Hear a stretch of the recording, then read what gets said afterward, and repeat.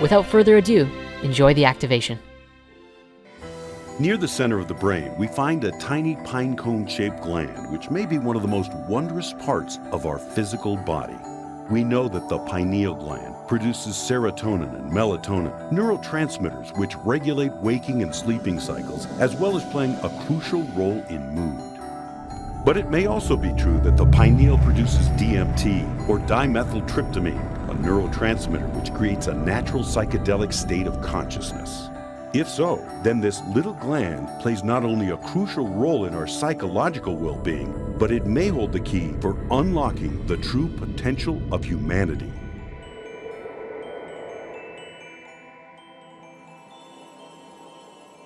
In this gland, there is floating water, a reservoir of water, with crystals that actually have piezoelectric properties. There's also another thing called piezoluminescence.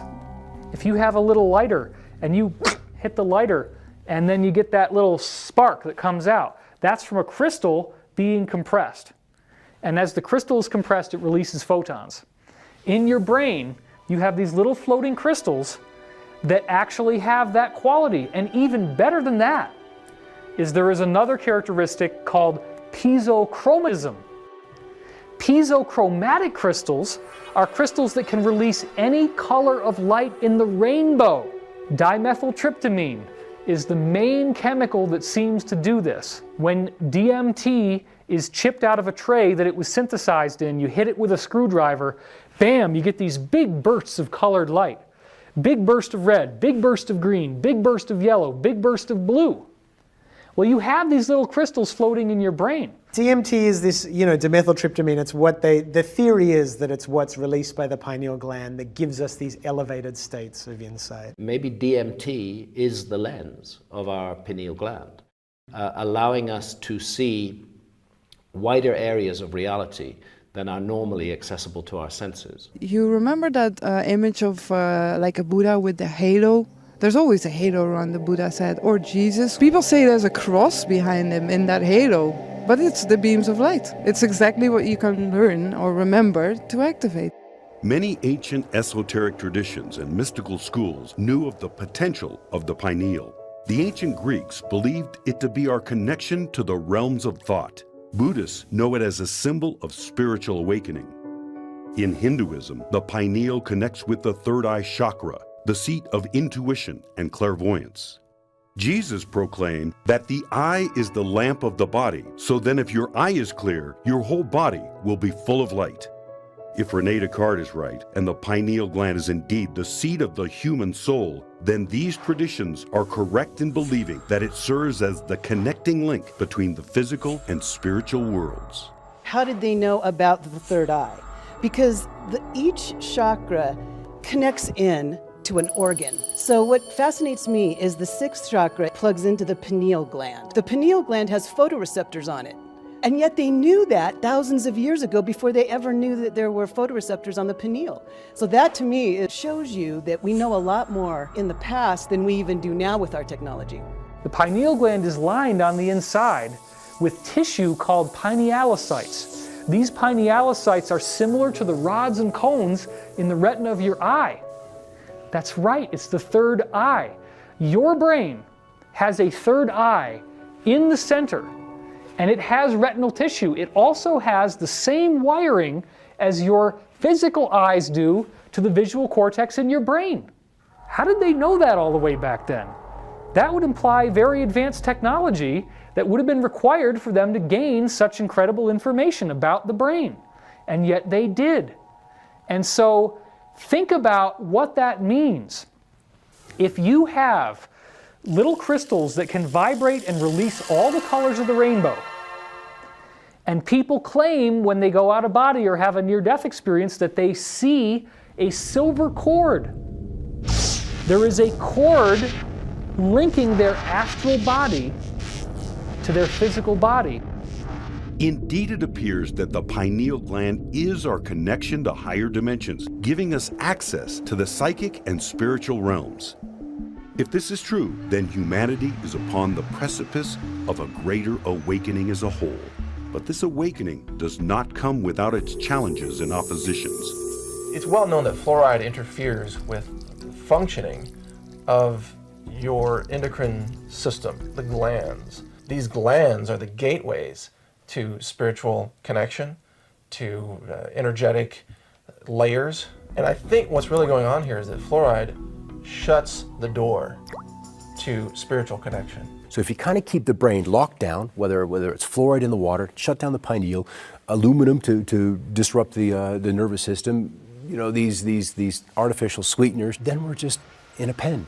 We clearly are not as aware as we could be of our potential and are not living a life that probably is as healing or as generous or as nurturing as we're capable of doing. This is why you get so many people today who are somehow convinced, and mainstream science is teaching this, that you are nothing but a biological skin bag, and that you do not have any existence beyond the physical. You have no consciousness, you have no spirit, no free will, and when you die, you're dead and gone, and that's permanent. Now, that's a very dangerous philosophy. And we are dealing with Alzheimer's, Parkinson's, ADHD, all of these neurological diseases. And so I think there's a concerted effort to dumb down the population so that when they figure these things out, they're paralyzed and don't know what to do, don't know how to respond, or simply can't grasp the concept that it is happening, which is the bigger picture. In the book of Revelation, people that have the mark of the beast on the forehead, that's the closed down pineal gland, the closed down third eye that prevents them from having access to the cosmic nature of who they are, and that will be transformed. That's a very important part of what's going on here. Spiritual death is transformed into enlightenment, and it will happen in a moment, in the twinkling of an eye. Despite exposure to toxins in our environment and various chemicals in our heavily processed diets, humanity is still awakening. Every day, the light of a new eon shines upon us, bringing with it an unexpected source of enlightenment. What people don't realize is that your consciousness is governed by light, and the pineal gland is the center of consciousness. The brain chemistry works in accordance with this. So when you wake up in the morning and the receptors in the back of your eye pick up light, the moment that happens, your optic nerve sends a signal to the pineal gland, and the pineal gland starts making serotonin. And serotonin is the daytime neurotransmitter. This is all brain chemistry. Light hits your eyes, hits the pineal gland, changes chemicals inside your brain. Serotonin suddenly erupts in your brain. You get happy. That's all part of consciousness, and it's all guided by the sun. The energy of the Earth is higher than it was in 2012, and it will continue to increase. All of the solar storms that are bombarding our Earth has been proven to create psychoactive experience. And so the color of light changes your consciousness. And if the sun is changing, then it's possible that our consciousness is changing. And it's all, I believe, part of this greater awakening that we're going through at this time. This pineal gland activation, you could call it that. You could call it the coming golden age. You could call it the energetic shift that we're going through at this time.